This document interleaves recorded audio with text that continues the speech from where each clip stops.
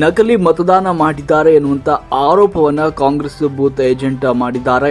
ಮತದಾನ ಕೇಂದ್ರದ ಒಳಗೆ ಆರೋಪಿಸಿದ್ದಾರೆ ಕಾಂಗ್ರೆಸ್ ಬೂತ್ ಏಜೆಂಟ್. ಹಾಸನ ಜಿಲ್ಲೆಯ ಹೊಳೆನರಸೀಪುರ ತಾಲೂಕಿನ ಪಡುವಲಹಿಪ್ಪೆ ಗ್ರಾಮದ ಮತಗಟ್ಟೆಯಲ್ಲಿ ನಡೆದಿರುವಂತಹ ಘಟನೆ ಇದು.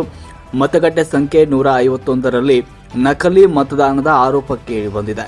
ಮಾಜಿ ಸಚಿವ ಎಚ್.ಡಿ. ರೇವಣ್ಣ ಆಗಮಿಸುವ ವೇಳೆ ಮತಗಟ್ಟೆ ಅಧಿಕಾರಿಯೊಂದಿಗೆ ವಾಗ್ವಾದ ನಡೆಸಲಾಗಿದೆ ಎನ್ನಲಾಗಿದೆ.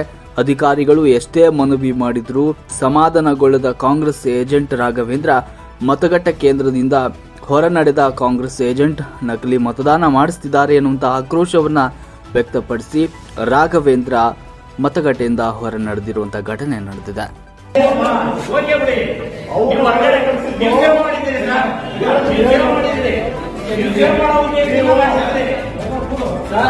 ಇಲ್ಲ ಬಿಡಿ ಸರ್, ನೀವು ಸೇವೆ ಮಾಡೋ ಉದ್ದೇಶ